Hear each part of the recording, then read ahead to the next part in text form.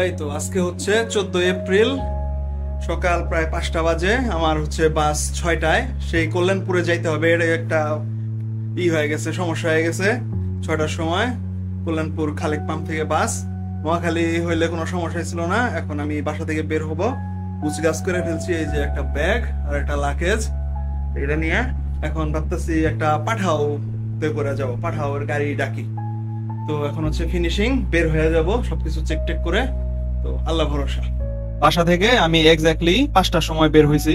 তো বের হয়ে আমি পাঠাওতে গাড়ি সার্চ করতে লাগলাম, কিন্তু আশেপাশে কোনো পাঠাও ছিল না। এত সকালবেলায় অনেক দূরে দূরে দেখলাম।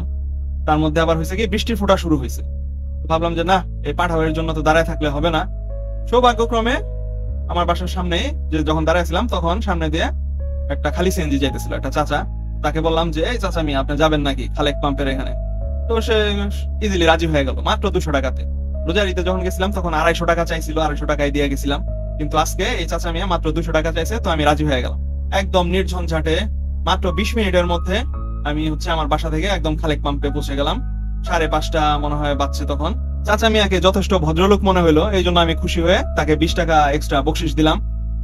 তো সিএনজি থেকে নেমে তারপর আমি হচ্ছে একদম সকাল সন্ধ্যার যে কাউন্টারের ভেতরে এসি রুম, সেখানে আর কি ভেতরে যে বসলাম।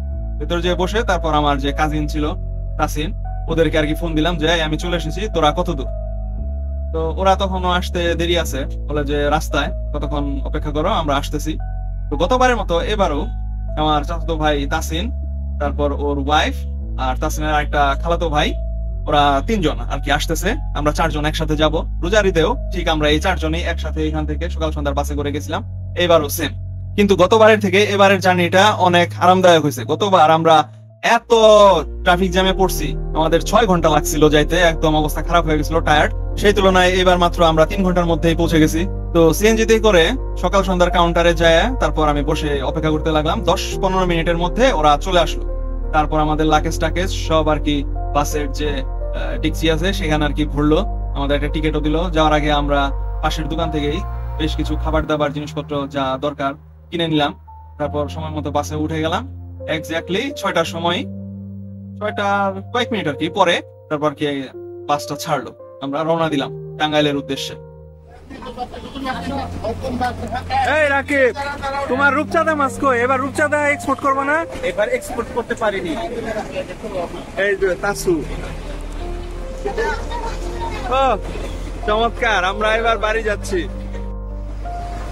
গাড়ির শব্দ কিছুই শোনা যেতেছে না। এই আমরা কোথায় যাচ্ছি রে তাসিন? টাঙ্গাইল। কিসে করে? হ্যাঁ, সকাল সন্ধ্যাতে করে আমরা টাঙ্গাইল যাচ্ছি। আমরা চাঁদবাড়ি। হ্যাঁ, এই যে ও আজকে আমি ভ্লগের জন্য ভিডিও করতেছিলাম, কিন্তু বুকা তাসু বলে কি যে ভিডিও বন্ধ করে ছবি তুলতে। জিল কোথাকার। যুবক, কিছু বলো। আমাদের যাত্রা শুরু হইতে আর কতক্ষণ বাকি? আমাদের যাত্রা শুরু হওয়ার আর 6টি মিনিট বাকি আছে। আচ্ছা, তারপর আমরা আমাদের গন্তব্যের পথে মন্তব্য করব। আচ্ছা, তারপর আজকে আমাদের এই সিটটা কি রকম? আর সিট কি তুমি তোমার পছন্দ মতো পাইছো নাকি জানো জানো একটা সিট পাইছো? জোরমূল্যের বাজারে যা পেয়েছি তাই আলহামদুলিল্লাহ। তোমার কি মন মতো হয়েছে? হ্যাঁ, মন আশা করতে জানালার কাছে সিট পেয়েছি। একদম আমাদের সিট একদম সবার পিছনে শেষে। আচ্ছা, এখন আল্লাহ ভরসা। আমরা ইনশাল্লাহ যাত্রা পথে আরো কয়েকবার ভিডিও করব। আমরা এটা ব্লগ বানাবো। গতবার একটা এখনো বানানো হলো না, সমস্যা নেই, এটা একবারে আপলোড হবে। হ্যাঁ, ঠিক আছে। তাহলে ওই কথাই রইল। দেখা হচ্ছে বাসাইল থাকপাড়া, আমাদের চাঁদুবাড়িতে। 6টা বাজার 5-6 মিনিট পরে আমাদের গাড়িটা ছাড়লো, কাউন্টার থেকে বের হইলো, মানে বাস টার্মিনালি অ্যাকচুয়ালি। সেখান থেকে বের হইলো আরো একসাথে 2টা বাস ছিল এখানে, একসাথে 2টা বাস আর কি বের হইলো। তো ধীরে ধীরে যাইতে লাগলো। যাওয়ার সময় একটু লাগলো, স্লোলি বের হইলো যায় ঢাকা থেকে। তো আজকে যাওয়ার সময় যে জন্য আর কি 6টার সময় আমরা বাস নিলাম যে নির্ঝঞ্ঝাটে যাব, কিন্তু তারপরেও যাওয়ার পথে একটু জ্যামে পড়ছিল।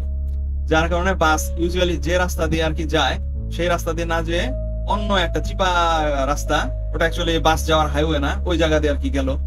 নর্মালি সবসময় বাস হচ্ছে জাতীয় স্মৃতিসৌধর সামনে থেকে বাইপাল দিয়ে ঢুকে তারপর হচ্ছে চন্দ্রা দিয়ে বের হয়। সবসময়, কিন্তু এইবার এইদিকে মনে হয় প্রচন্ড জ্যাম ছিল, যার কারণে বাস আমাদের ধামরাই দিয়ে ঢুকলো। ধামরাই বাজার দিয়ে যে রাস্তাটা, এই চিকন রাস্তা দিয়ে, এখান দিয়ে গিয়ে আমতলা বাজার দিয়ে যে তারপর হচ্ছে একদম কালিয়াকুরে যে আর কি বের হইলো। তো যার কারণে একটু সময়টা বেশি লাগছে, কিন্তু কোনো জ্যামে পড়তে হয় নাই, স্লো গেছে, কোনো জ্যামে পড়ে নাই, এই জন্য আর কি সময় একটু বেশি লাগছে। তো ফাইনালি তারপর আমরা করুটিয়া আগেই যে করাতিপাড়া বাইপাস আছে সেইখানে আর কি নেমে গেলাম 9টার সময়। এক্স্যাক্টলি প্রায় 3 ঘন্টার মতো লাগছে আমাদের যাইতে, মানে করাতিপাড়া পর্যন্ত যাইতে 3 ঘন্টা লাগছে। তো করাতিপাড়াতে পৌঁছে আমরা তারপর সেখানে বাস থেকে নেমে গেলাম। করাতিপাড়া বাইপাস নামার পর ফুটওভার ব্রিজ দিয়ে আমরা রাস্তা পার হইতেছিলাম, কিন্তু তখন দেখি ফুটা ফুটা বৃষ্টি নামা শুরু হয়ে গেছে। এই তো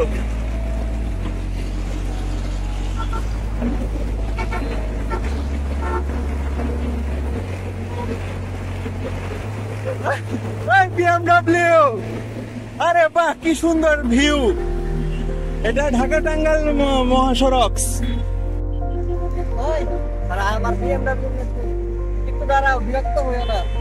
বিএমডব্লিউ বৃষ্টি ফুটা পরে তাছে।